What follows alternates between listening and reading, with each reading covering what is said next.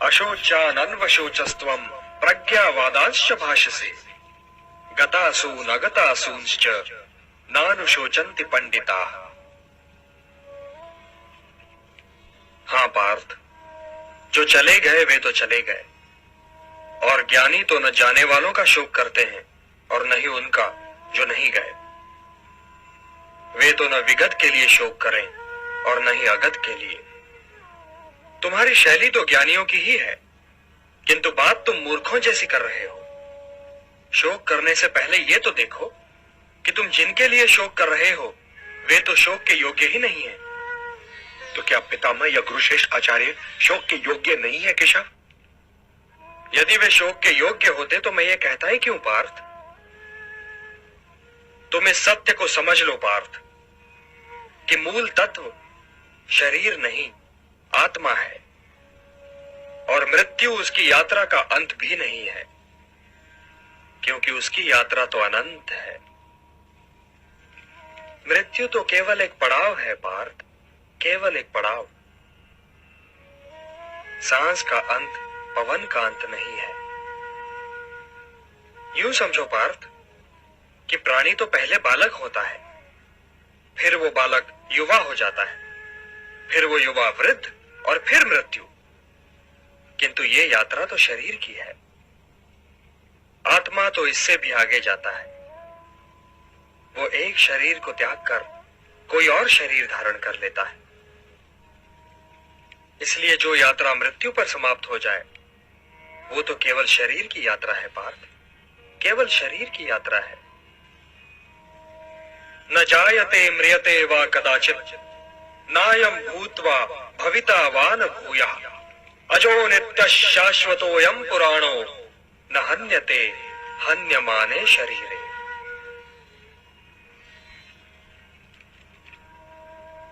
आत्मा की यात्रा तो अनंत है पार्थ, और उसकी यात्रा के एक बिंदु पर शरीर पीछे छूट जाता है और यात्री आगे निकल जाता है, और वो बिल्कुल वैसे ही कोई नया शरीर पहन लेता है जैसे हम पुराना वस्त्र उतारकर नया वस्त्र पहन लेते हैं। वासांसि जीर्णानि यथा विहाय नवानि गृह्णाति नरोपराणि तथा शरीराणि विहाय जीर्णानि अन्यानि संयाति नवानि देहि। हे पार्थ, विनाश तो आत्मा को छू ही नहीं सकता, तो फिर शोक कैसा? और किसके विनाश का? क्या वस्त्र के विनाश का? किंतु वस्त्र तो अमर नहीं होता, वो तो त्यागे जाने के लिए ही होता है। और आत्मा मरता नहीं, कभी नहीं मरता। किंतु वे जो सामने खड़े हैं वे इस युद्ध के पश्चात सबके सब होंगे ना केशव? सबके सब होंगे ना? ये होना और ना होना क्या है पार्थ? क्योंकि वो समय तो कभी था ही नहीं जब मैं नहीं था, या तुम नहीं थे, या ये सारे लोग नहीं थे, और ना ही वो समय कभी होगा जब मैं नहीं होऊंगा, या तुम नहीं होगे, या ये सारे लोग भी नहीं होंगे। तो फिर तुम ये किस भ्रम में पड़ रहे हो पार्थ कि वर्तमान जीवन ही संपूर्ण जीवन है? वर्तमान जीवन संपूर्ण जीवन नहीं है पार्थ। हम थे भी, हम हैं भी, और हम होंगे भी। अब रहे ये सुख दुख, तो इनका क्या है? ये तो ऋतुओं की भांति हैं, आते जाते रहते हैं। हे कुंती पुत्र, जो सुख और दुख दोनों ही को समान समझे और उनसे प्रभावित हुए बिना ही उन्हें झेल जाए, वही स्थित प्रज्ञ है और वही मोक्ष का अधिकारी भी है। मात्रा स्पर्शास्तु कौन्तेय शीतोष्ण सुख दुख दाह आगमापायिनो नित्यान तान तितिक्षस्व भारत।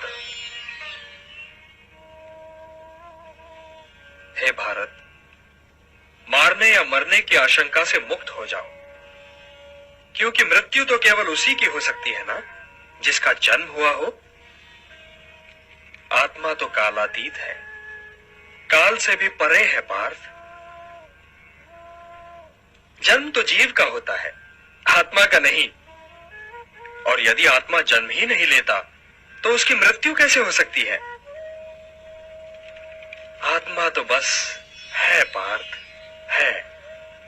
वो काल के दोनों तटों पर भी है और काल की धारा में भी। वो अजन्मा है, नित्य है, सनातन है, अविकारी है, अविनाशी है। इसलिए मारने या मरने के प्रश्न को लेकर चिंतित होना व्यर्थ है पार्थ, व्यर्थ है। मृत्यु तो केवल शरीर की होती है और उसकी मृत्यु के पश्चात भी आत्मा नहीं मरता, क्योंकि शस्त्र उसे काट नहीं सकता, अग्नि उसे जला नहीं सकती, जल उसे गीला नहीं कर सकता और वायु उसे सुखा नहीं सकती। नैनम छिन्दन्ति शस्त्राणि नैनम दहति पावकः न चैनम क्लेदयन्त्यापो न शोषयति मारुतः।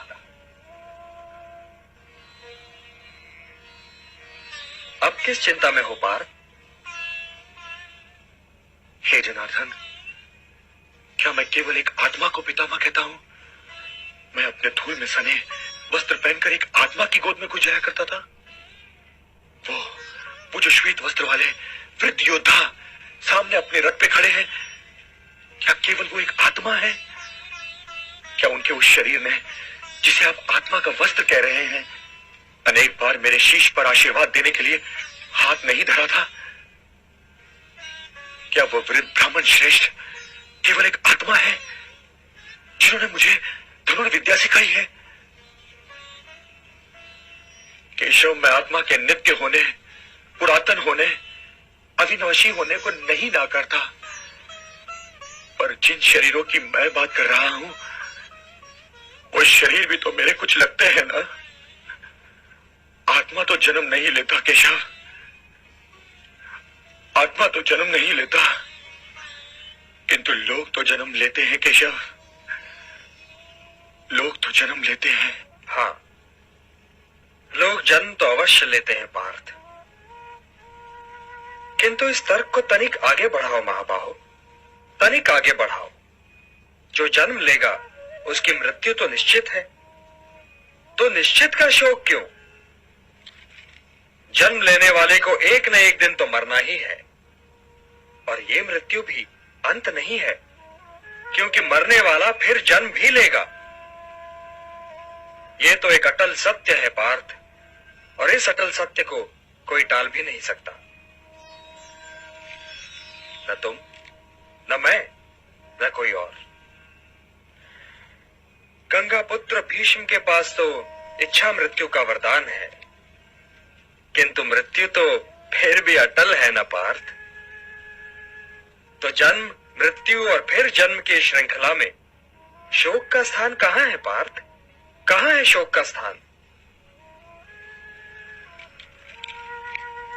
जिन लोगों को तुम सामने खड़ा देख रहे हो ना पार्थ, वो इस जन्म से पहले भी थे, पर क्या थे ये तुम नहीं जानते।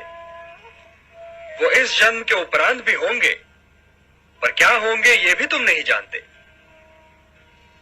उनका अस्तित्व तो इस जन्म और मरण के दो बिंदुओं के इधर या उधर है ही नहीं, और यदि है भी तो अज्ञात है, अव्यक्त है। अर्थात इस जन्म से पूर्व भी वो तुम्हारे लिए नहीं थे पार्थ, और इस जन्म के उपरांत भी नहीं होंगे। तो हे पार्थ, जिनके जीवन का अनिवार्य अंत ही मृत्यु हो, और उनके जीवन के इस अनिवार्य अंत को न तुम टाल सकते हो और न ही बदल सकते हो, तो फिर शोक काहे का? और शोक क्यों? ये पितामह, ये गुरुजन, ये सगे संबंधी, इनमें से किसी को भी तुम उनके इस जन्म से पूर्व भी नहीं जानते थे पार्थ, और न ही इस जन्म के उपरांत जानोगे। तब तो फिर इनके लिए शोक करना व्यर्थ होगा ना पार्थ, व्यर्थ होगा। अव्यक्तादीनि भूतानि व्यक्त मध्यानि भारत अव्यक्त निधनान्येव। हे पार्थ, स्वधर्ममपि चावेक्ष न विकम्पितुमर्हसि धर्म्यात् हि युद्धात् श्रेयोन्यत् क्षत्रियस्य न विद्यते। इसमें आश्चर्य की क्या बात है पार्थ? जैसे फटना वस्त्र का अंतिम सत्य ठहरा है, वैसे ही मृत्यु शरीर का अंतिम सत्य है। तो फिर सत्य का शोक क्यों? मनुष्य शरीर और आत्मा नश्वर और अनश्वर का मिश्रण नहीं है। शरीर तो केवल आत्मा का एक साधन है। इसलिए शरीर की चिंता में पड़े बिना ही अपने धर्म का पालन करते रहना चाहिए पार्थ। किंतु यदि तुम अपने क्षत्रिय धर्म के विषय में सोच रहे हो पार्थ, तब भी तुम्हें युद्ध ही करना चाहिए, क्योंकि अधर्म के विरुद्ध अस्त्र और शस्त्र उठाना ही क्षत्रिय का धर्म है। और आज अधर्म धर्म के विरुद्ध शस्त्र उठाए सामने खड़ा है। इसलिए हे पार्थ, अपने क्षत्रिय धर्म का पालन करो। हे केशव, आपसे यही पूछने तो मैं आपको यहां लाया हूं कि मेरा कर्तव्य क्या है, कि मेरा धर्म क्या है केशव। और स्वयं तुम क्या हो पार्थ? स्वयं तुम कौन हो? मैं द्रोण शिष्य अर्जुन हूं। क्या इसके अतिरिक्त और कुछ नहीं हो? मैं कुंती पुत्र अर्जुन हूं। और मैं क्षत्रिय हूं केशव। यदि तुम क्षत्रिय न रहे होते पार्थ, तो द्रोण शिष्य भी न होते। और हे कौन्तेय, कुंती पुत्र होने के नाते भी तो तुम क्षत्रिय ही हो। तो तुम्हारी तीनों ही पहचाने क्षत्रिय पहचाने हैं। इसलिए क्षत्रिय धर्म ही तुम्हारा धर्म है। उस धर्म का पालन करो। अधर्म के विरुद्ध अस्त्र उठाना ही क्षत्रिय धर्म है। अन्याय और अनीति के विरुद्ध अस्त्र उठाना ही क्षत्रिय धर्म है। और यदि इस निर्णायक घड़ी में तुमने सत्य के पक्ष में और असत्य के विरोध में अस्त्र नहीं उठाए पार्थ, तो तुम्हारे धर्म के साथ साथ तुम्हारी उज्जवल कीर्ति भी नष्ट हो जाएगी। और यदि ऐसा हुआ पार्थ, तो केवल तुम्हारे विरोधी ही नहीं, बल्कि संपूर्ण समाज तुम्हें कलंकित कापुरुष कहेगा और आने वाली पीढ़ियां तुम्हें कायर और पापी मानेंगी। इसलिए हे महाबाहो, विजय और पराजय, जीवन और मृत्यु, सुख और दुख के प्रश्नों में ना उलझो और युद्ध करो। यदि इस युद्ध में तुम्हारी विजय हुई, तो पृथ्वी का राज्य और यश भोगोगे। और यदि वीर गति को प्राप्त हुए, तब भी यश के साथ साथ स्वर्ग पाओगे। इसलिए हे कौन्तेय, उठो, सुख दुख, लाभ हानि, जय पराजय सबको समान समझो और युद्ध करो, कि यही तुम्हारा क्षत्रिय कर्तव्य भी है और मानव धर्म भी। हतो वा प्राप्स्यसि स्वर्गम जित्वा वा भोक्ष्यसे महीम तस्मात् उत्तिष्ठ कौन्तेय युद्धाय कृत निश्चयः। विजय और पराजय, जीवन और मृत्यु, सुख और दुख के प्रश्नों में ना उलझो और युद्ध करो। यदि इस युद्ध में तुम्हारी विजय हुई, तो पृथ्वी का राज्य और यश भोगोगे। और यदि वीर गति को प्राप्त हुए, तब भी यश के साथ साथ स्वर्ग पाओगे। इसलिए हे कौन्तेय, उठो, सुख दुख, लाभ हानि, जय पराजय सबको समान समझो और युद्ध करो, कि यही तुम्हारा क्षत्रिय कर्तव्य भी है और मानव धर्म भी। हतो वा प्राप्स्यसि स्वर्गम जित्वा वा भोक्ष्यसे महीम तस्मात् उत्तिष्ठ कौन्तेय युद्धाय कृत निश्चयः।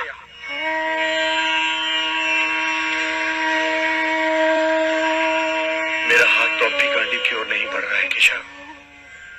मेरी समझ में तो अब भी ये नहीं आ रहा है कि इस युद्ध से लाभ क्या होगा। लाभ, हानि ये दोनों ही सापेक्ष शब्द हैं धनंजय। मैं जानता हूं कि तुम्हें पृथ्वी के भोग या स्वर्ग के सुख की कामना नहीं है। इसलिए हे कौन्तेय, सुख दुखे समय कृत्वा लाभा लाभौ जया जयौ ततो युद्धाय युज्यस्व नैवं पापम अवाप्स्यसि। सुख दुख, लाभ हानि, जय पराजय से ऊपर उठो पार्थ। मुझसे तो अब भी नहीं उठा जा रहा है केशव।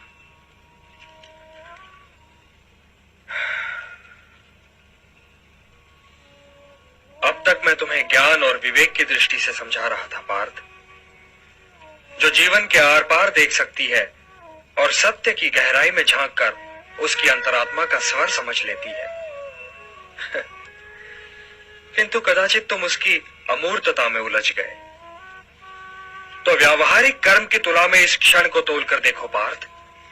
व्यावहारिक कर्म की दृष्टि से अपने कर्तव्य के विषय में निर्णय लो, तब भी तुम इसी निर्णय पर पहुंचोगे कि तुम्हारे लिए इस युद्ध में भाग लेना आवश्यक है। यही निर्णय तो मैं नहीं ले पा रहा हूं केशव, नहीं ले पा रहा हूं। तुम ये निर्णय केवल इसलिए नहीं ले पा रहे हो पार्थ कि तुम इस क्षण को केवल व्यक्तिगत लाभ और व्यक्तिगत हानि की तुला में तोल रहे हो। यही तो मोह का बंधन है पार्थ, यही तो तुम्हारे शोक की जड़ है। और इसीलिए तुम्हारा ये कायर, पलाय और कलंक में डुबोने वाला शोक न तुम्हारे हित में है और न ही समाज के हित में। यह शोक न वर्तमान के लिए शुभ है और न ही भविष्य के लिए। लाभ और हानि की इस कामना में न भटको पार्थ, न भटको। केवल कर्म करो, कर्म। कर्म तो अपने आप ही में पुण्य है, पवित्र है और समाज के लिए कल्याणकारी भी है। कर्म तो स्वयं ही अपना फल भी है पार्थ। परंतु यदि तुम समाज कल्याण के कार्य में स्वयं अपना हित मिला लोगे तो तुम्हारा वो कर्म अशुद्ध और अशुभ हो जाएगा। इसलिए हे पार्थ, निष्काम कर्म के मार्ग पर चलो, क्योंकि कर्म फल तो तुम्हारे वश में है ही नहीं। इसलिए केवल कर्म करो और कर्म फल की इच्छा न करो।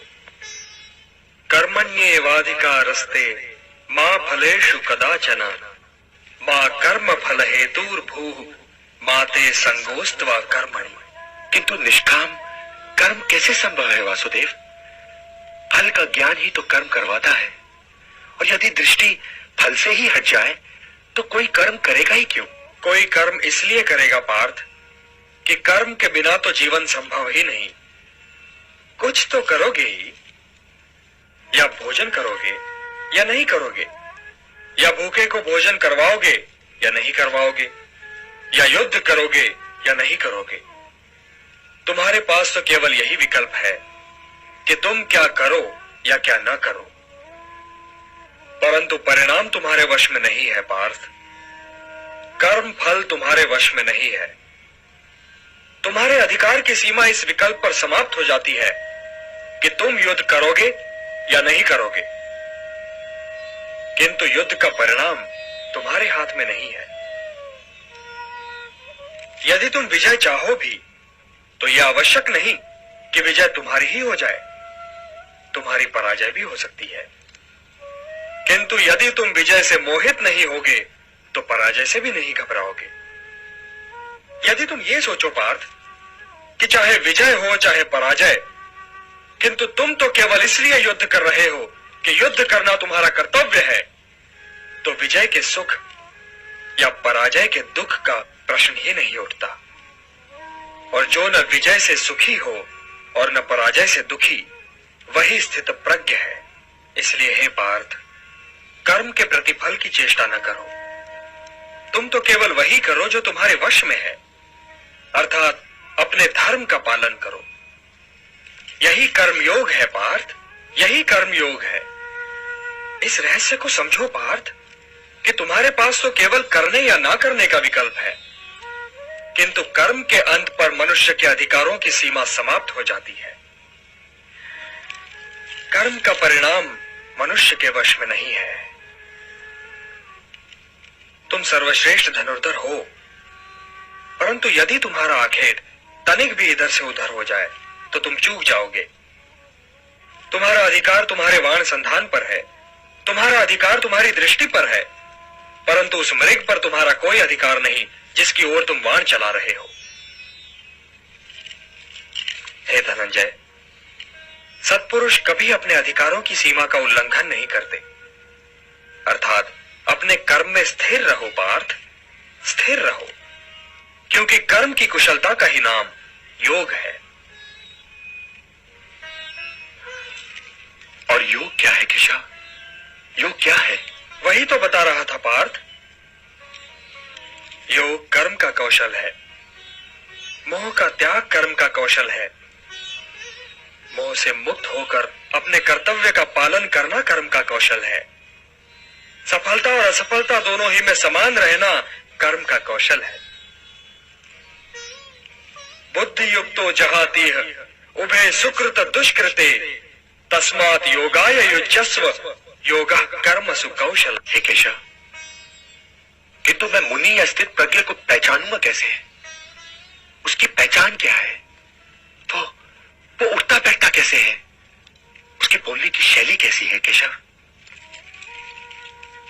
उसे पहचानने में तो कोई कठिनाई ही नहीं है पार्थ। प्रजहाति यदा कामान सर्वान पार्थ मनोगतान आत्मन्येवात्मना तुष्टः स्थित प्रज्ञस्तदोच्यते। उसी की भांति तुम अपनी कामनाएं त्याग दो, अपनी व्यक्तिगत अभिलाषाओं से मुक्त हो जाओ, सुख दुख से परे होकर अपने स्वयं में संतुष्ट हो जाओ पार्थ। तो ना तुम्हें दुख की अग्नि जला सकेगी और न सुख की वर्षा तुम्हें भिगा सकेगी। हे पार्थ, स्थित प्रज्ञ वो मुनि है जो सुख और दुख दोनों ही में समान भाव रखता है और कोई उसका ये संतुलन तोड़ भी नहीं सकता। जब उसके शब्द बाहर निकलते हैं तो मन में तैरते दुख और सुख से बाहर नहीं निकलते, बल्कि आत्मा की अथाह गहराइयों से बाहर निकलते हैं। वो मोह की भाषा नहीं बोलता, वो निष्काम कर्म की भाषा बोलता है। वो जब बैठता है तो कछुए की भांति अपने भीतर सिमट कर बैठता है और अपने स्वयं ही को दुर्ग बना लेता है, अर्थात उसकी इंद्रियां उसके वश में होती हैं और अपनी इंद्रियों को केवल वही अपने वश में कर सकता है जिसका अपना मन अपने वश में हो। हे पार्थ, ध्यायतो विषयान पुंसः संगस्तेषु उपजायते संगात् संजायते कामः कामात् क्रोधो विजायते। क्रोधात् भवति सम्मोहः सम्मोहात् स्मृति विभ्रमः स्मृति भ्रंशात् बुद्धिनाशो बुद्धिनाशात् प्रणश्यति। हे पार्थ, सामान्य पुरुष विषय का ध्यान करता है और विषय का ध्यान उसे आसक्त बना देता है। इस आसक्ति या लगाव से काम का जन्म होता है। जब काम की पूर्ति नहीं होती तो क्रोध उत्पन्न होता है। जब क्रोध उत्पन्न होता है तो विषय के प्रति मोह और बढ़ जाता है और जब मोह और बढ़ जाता है पार्थ, तो सोचने की शक्ति भटक जाती है। जब सोचने की शक्ति भटक जाती है तो बुद्धि का नाश होता है और जब बुद्धि का नाश होता है तो मनुष्य का सर्वनाश हो जाता है। और हे कुंती पुत्र, तुम्हारा यह मोह तुम्हें बुद्धि के विनाश की ओर ले जा रहा है। तनिक सोचो पार्थ कि जिसके पास बुद्धि ही न होगी उसे शांति कैसे मिल सकती है। वो तो शांति और अशांति में अंतर ही नहीं कर सकता, और जो शांति को अशांति से अलग तक नहीं कर सकता वो भला कैसे सुखी हो सकता है। हे पार्थ, जैसे पवन के झोंके नाव को भटका देते हैं, वैसे ही कामनाएं बुद्धि को भटका देती हैं। इंद्रियाणाम हि चरताम यन्मनो अनुविधीयते तदस्य हरति प्रज्ञाम वायुर्नावम इवाम्भसी। इसलिए हे महाबाहो, अपनी इंद्रियों को अपने वश में रखो, स्वयं ही उनके वश में न हो जाओ। पार्थ, ये बात ध्यान से सुनो और समझो कि जब संसार सोता है तब मुनि जागता है और जब संसार जागता है तब मुनि सोता है। ये सोना जागना क्या है केशव? ये रात दिन कैसे है? रात और दिन की तो मैंने बात ही नहीं की थी पार्थ। मैंने तो केवल सोने और जागने के विषय में बात की थी। सामान्य पुरुष की जाग हर क्षण कुछ पाने और भोगने के मोह में व्यतीत होती है। यही उसकी चेतना का लक्ष्य है।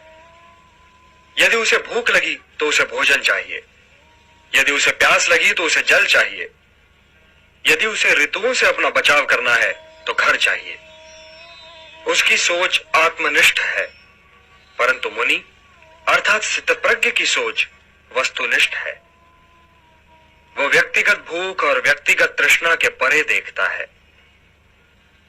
वो वृक्ष से गिरे हुए फल के विषय में नहीं सोचता, वो वृक्ष के विषय में सोचता है, वनों के विषय में सोचता है। सामान्य मनुष्य को ईंधन के लिए लकड़ी चाहिए तो वो वृक्षों को तब तक काटता चला जाएगा जब तक वन नष्ट न हो जाए, परंतु मुनि प्रकृति में वनों के महत्व के विषय में सोचता है, प्रकृति के संतुलन के विषय में सोचता है, वनों और ऋतुओं के संबंध के विषय में सोचता है। इसलिए हे पार्थ, जो सामान्य पुरुष की इंद्रियों के लिए दिन है वो मुनि के लिए रात है, क्योंकि वो तो इंद्रियों की सीमा को पार कर चुका है। और जो सामान्य पुरुष की इंद्रियों के लिए रात है वो मुनि के लिए दिन है, क्योंकि उसी सन्नाटे में मुनि की चेतना का सूर्योदय होता है।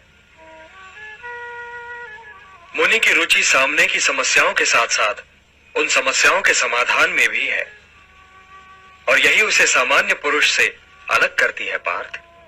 या निशा सर्वभूतानां तस्याम जागृति संयमी यस्याम जागृति भूतानि सा निशा पश्यतो मुनेः। हे पार्थ, सत्य इंद्रियों की पहुंच के बाहर है। ऐसा नहीं कि मुनि को भूख नहीं लगती, लगती है, परंतु वो अपनी भूख के परे देखता है और ये सोचता है कि भूख का उपचार क्या है। इसीलिए सामान्य मनुष्य का दिन मुनि के लिए रात है, और जो सामान्य मनुष्य की इस रात से अपने को बचा ले वही स्थित प्रज्ञ है। सामान्य मनुष्य तो उन नदियों की भांति है जिन्हें व्याकुलता बहा ले जाती है, परंतु उन्हें अपने मार्ग का ज्ञान नहीं होता। वो तो अंधाधुंध बही जाती हैं, क्योंकि वो केवल बहने ही को अपना कर्म समझती हैं, और वो अपना सारा जल, अपनी सारी उथल पुथल सागर में उड़ेल देती है। किंतु सागर फिर भी अपने तटों की मर्यादा का उल्लंघन नहीं करता। इसी प्रकार कामनाओं की नदियां सामान्य मनुष्य को तो बहा ले जाती हैं, परंतु जब वो मुनि तक आती हैं तो मुनि उन्हें समेट लेता है और अपनी मर्यादा का उल्लंघन नहीं करता। हे पार्थ, तुम भी सागर बनो। सागर मुनि है, सागर ज्ञानी है। तुम भी ज्ञानी बनो पार्थ, क्योंकि ज्ञान ही उत्तम है।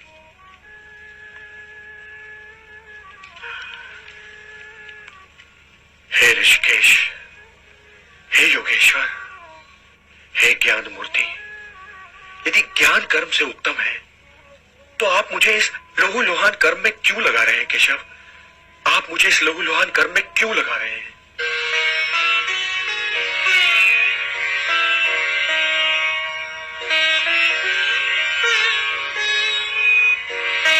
हे केशव, आपने तो मुझे उलझा दिया। यदि ज्ञान कर्म से उत्तम है तो फिर मैं ये भयानक कर्म करूं क्यों? क्यों युद्ध करूं केशव? क्यों न मुनि बनकर मौन समाधि में चला जाऊं? मैं कल्याण का मार्ग पूछ रहा हूं केशव। कृपया मुझे मार्ग दिखलाइए केशव, मुझे मार्ग दिखलाइए। लोकेस्मिन् द्विविधा निष्ठा पुरा प्रोक्ता मया नघ ज्ञान योगेन सांख्यानाम कर्म योगेन योगिनाम। हे निष्पाप अर्जुन, संसार में दो प्रकार के लोग होते हैं, अंतर्मुखी और बहिर्मुखी। जो अंतर्मुखी होते हैं वे स्वयं के भीतर जाकर ईश्वर को देखते हैं, यही ज्ञान योग है। और जो बहिर्मुखी होते हैं वे स्वयं से बाहर निकलकर उसे प्राप्त करने का प्रयत्न करते हैं, किंतु कर्म से छुटकारा नहीं, क्योंकि स्वयं के भीतर जाकर उसे खोजना भी तो कर्म ही है। हे कुंती पुत्र, मार्ग तो यही दो हैं, एक ज्ञान योग का और दूसरा कर्म योग का। हे केशव, तो फिर मैं ज्ञान योग के ही मार्ग पर क्यों न चलूं?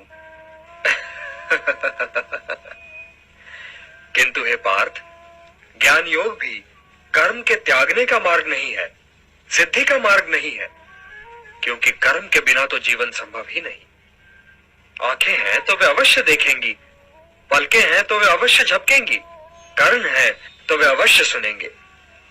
जो कर्मेंद्रियों के आड़े आए, जो उन्हें बलपूर्वक रोककर उनका दमन करके विषयों का चिंतन करे, वो योगी नहीं, वो ज्ञानी नहीं, वो तो मिथ्याचारी है। सिद्ध पुरुष इंद्रियों को अपने वश में करता है, उनका दमन नहीं करता पार्थ। वो आंखें बंद करके नहीं जीता। कर्म बिना तो शरीर की यात्रा संभव ही नहीं। व्यक्ति सांस तो लेगा ही न पार्थ। यदि वातावरण में कोई सुगंध या दुर्गंध है तो वो उसका अनुभव करने के लिए भी विवश है। यदि उसके आसपास कोई नाद है, कोई ध्वनि है, कोई कोलाहल है, तो उसे सुनने के लिए उसके कर्ण उसके आदेश की प्रतीक्षा तो नहीं करेंगे ना। इसलिए जो अपने इंद्रियों को नियंत्रित रखे, जो उन पर अपनी चेतना का अंकुश लगाकर उन्हें कर्मोन्मुख करे, उन्हें कर्म की दिशा दिखाए, वही श्रेष्ठ है। वो अपने विकल्पों को समझता है पार्थ, और अपनी संकल्प शक्ति का प्रयोग करता है।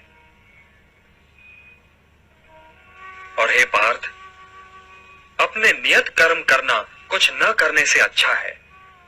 अब ये भी ठीक है पार्थ कि आंखें देखती हैं, किंतु वे क्या देखें और क्या न देखें, इसका निर्णय तो ज्ञानी स्वयं ही लेता है। वो आंखों को देखने की, कर्णों को सुनने की और पांवों को चलने की खुली छूट नहीं देता। विकल्प के इसी मोड़ पर ज्ञानी और अज्ञानी के अंतर का भेद खुलता है पार्थ। इसलिए कर्म तो आवश्यक है, क्योंकि उसके बिना तो शरीर का निर्वाह संभव ही नहीं। किंतु हे पार्थ, ज्ञानी पुरुष की भांति कर्म करो, ज्ञानी पुरुष की भांति। नियतम कुरु कर्मत्वम कर्म ज्यायो यह कर्मणः शरीर यात्रा पिचते न प्रसिद्धेत अकर्मणः। यज्ञार्थात् कर्मणोन्यत्र लोकोयम कर्म बंधनः तदर्थम कर्म कौन्तेय मुक्त संगः समाचर। हे कौन्तेय, कर्म ऐसे करो जैसे यज्ञ किया जाता है, क्योंकि कर्म ही यज्ञ है और इसका स्रोत स्वयं अविनाशी ब्रह्मा है। इसलिए कर्म का मार्ग सीधा ब्रह्मा तक जाता है।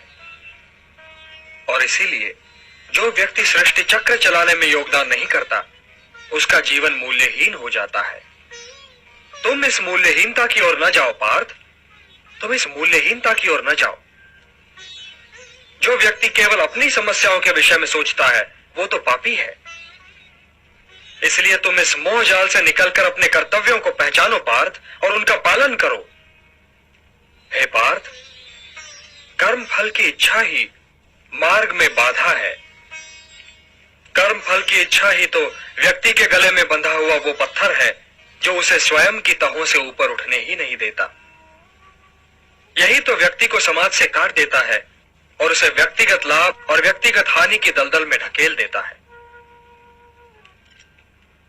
समाज तुम में नहीं है पार्थ, तुम समाज में हो। इसलिए लोक संग्रह और लोक कल्याण ही को अपना परम कर्तव्य मानो, क्योंकि जो समाज के लिए कल्याणकारी होगा वही तुम्हारे लिए भी कल्याणकारी होगा। जो कर्म लोक संग्रह के लिए होगा पार्थ, उसी के द्वारा तुम्हें सिद्धि प्राप्त होगी। व्यक्तिगत लाभ से तो पाप की गली निकलती है, क्योंकि वो तो स्वार्थ सिद्धि के लिए व्यक्ति को भटका देता है।